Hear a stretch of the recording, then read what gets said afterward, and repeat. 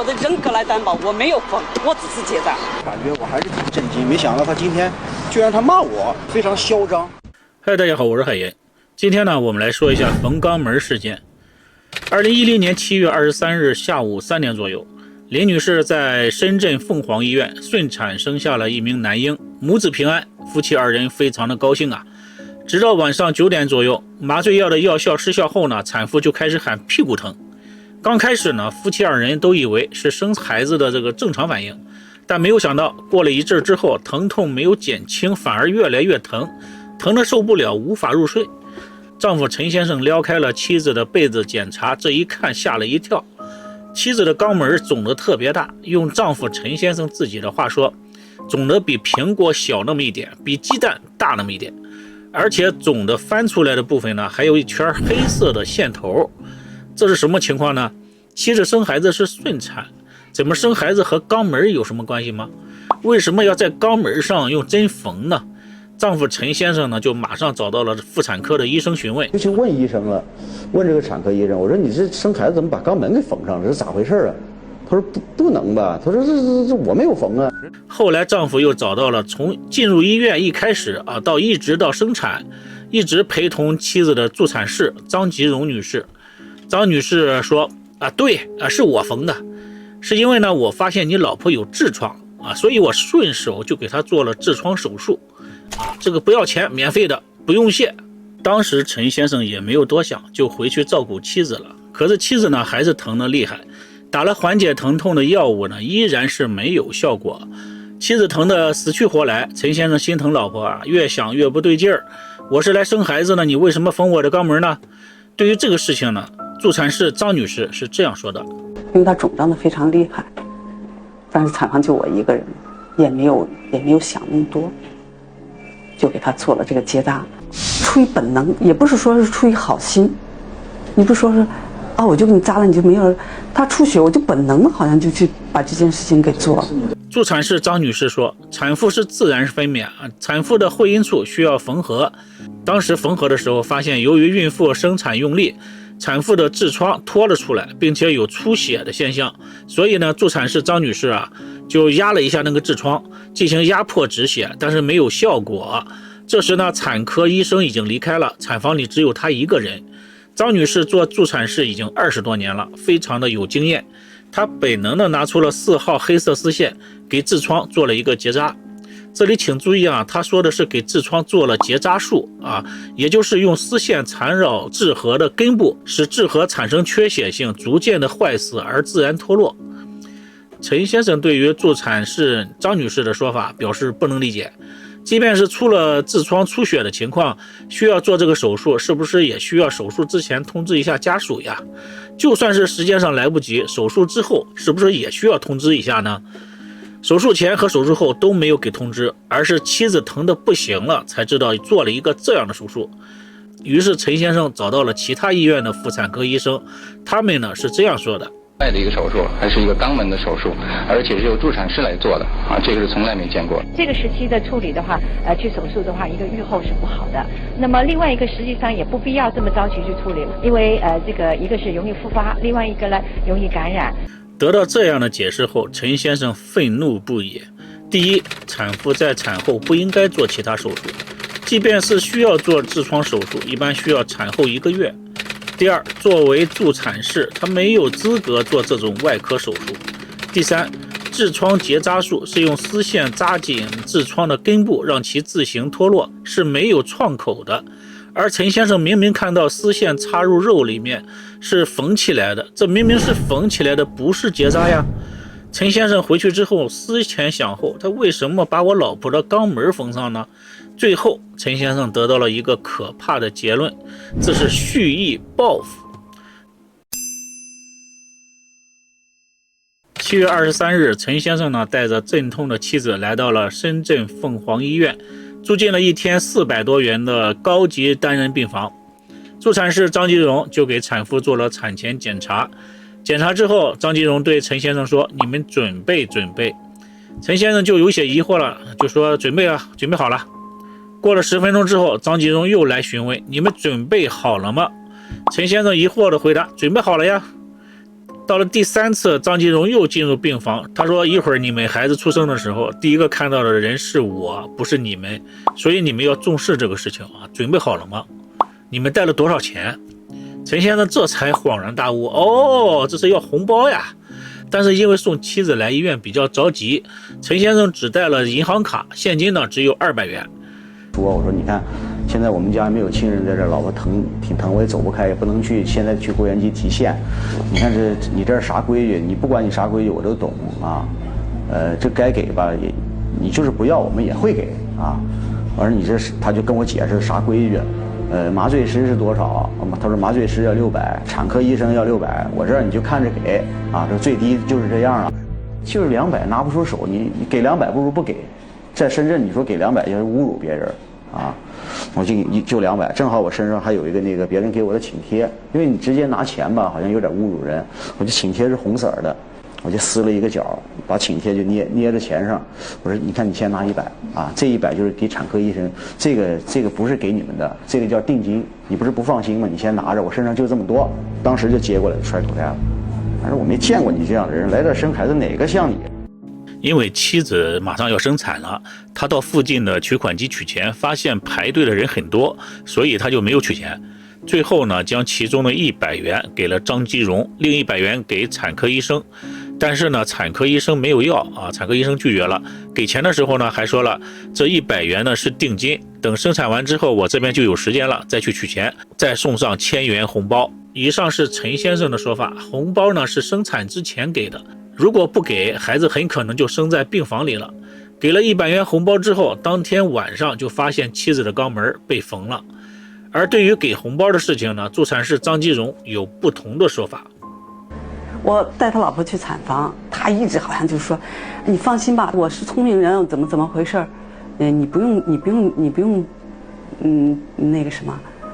我说你放我的意思说，你放心吧，我笑笑，我当时也没说什么，因为我们切病人对每一个病人都是一样的，不可能是因为你这样说我就对你老婆特别好。按张吉荣的说法，红包呢不是生孩子之前给的，而是生完孩子之后，产妇家属为了感谢他硬塞给他的，并不是他所要的，并且在第2天下班之前，他就把这100元红包放到了产妇的置物柜里。后来在院长的提醒之下，陈先生找到了那100元红包。对于红包的事情呢，双方说法是不一样的。因为妻子肛门被缝的事情呢，陈先生跑了好几家医院去咨询。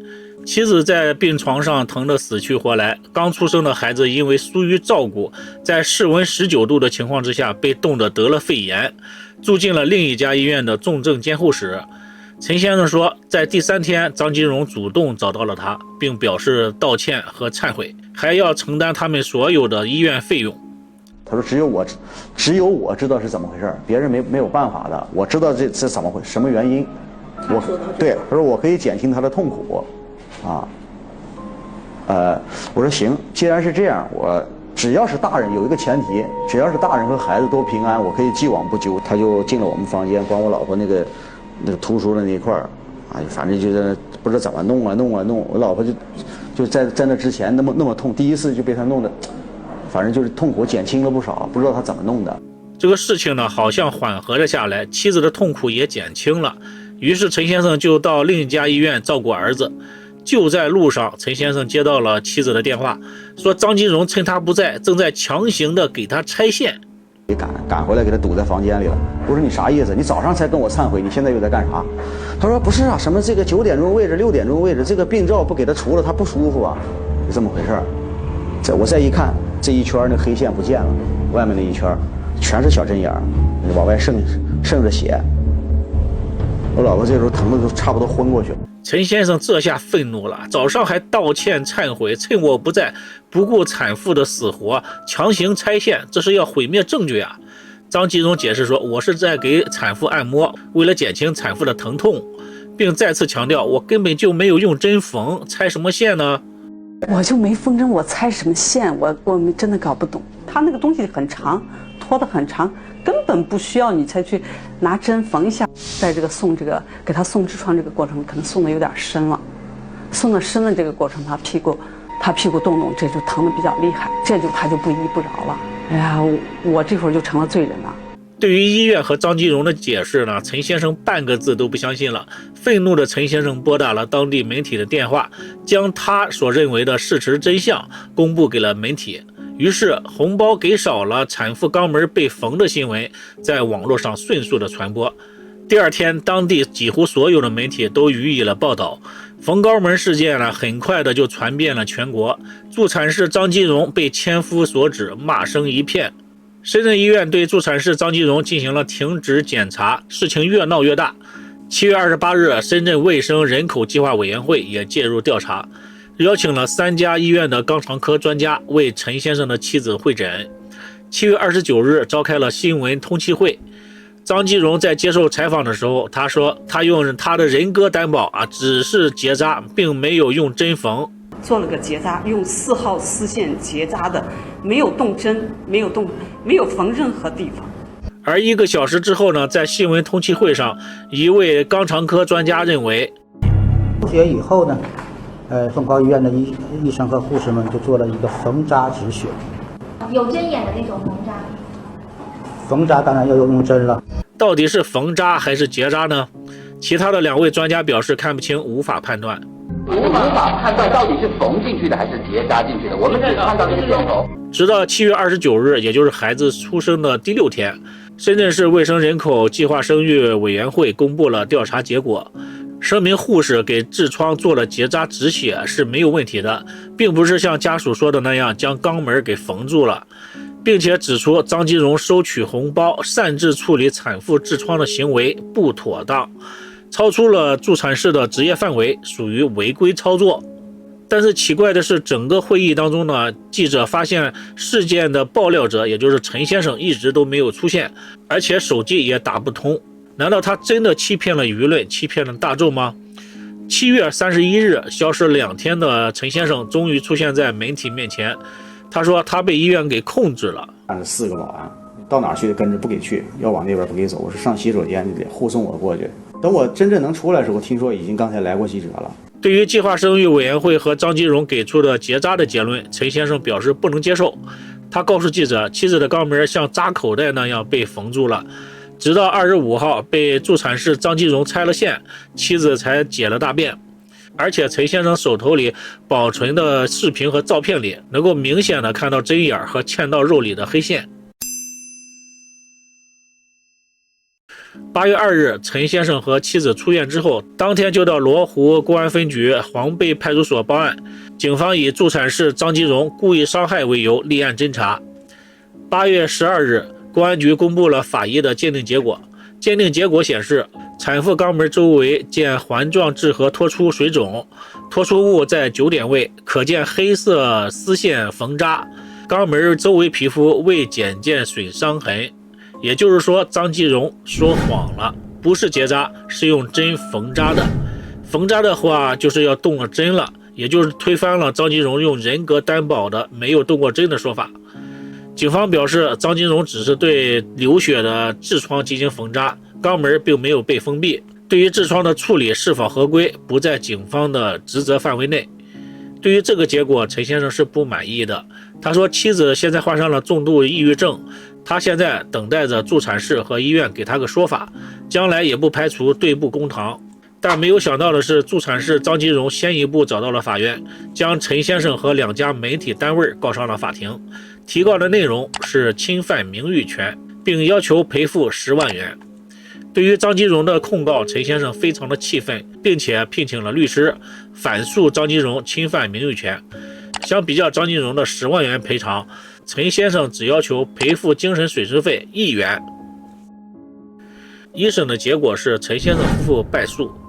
法院的理由是，案中张金荣的确收了100元的红包，但是后来陈先生也确实在病房的置物柜中找到了那100元红包。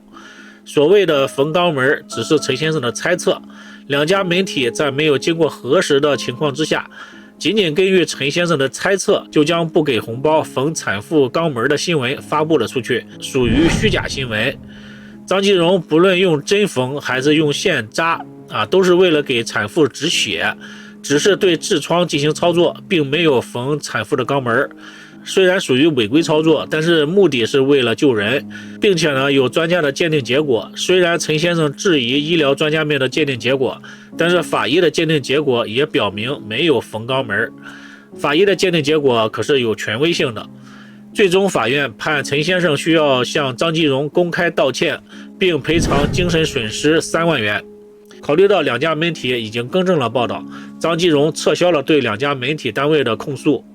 之后呢，陈先生又上诉了，但由于证据不足，没有上诉成功。缝肛门事件中没有赢家，可以说都是输家。助产士张基荣失去了工作，后来呢，据说又得了直肠癌，回到了陕西老家，和暂时没有工作的妹妹相依为命。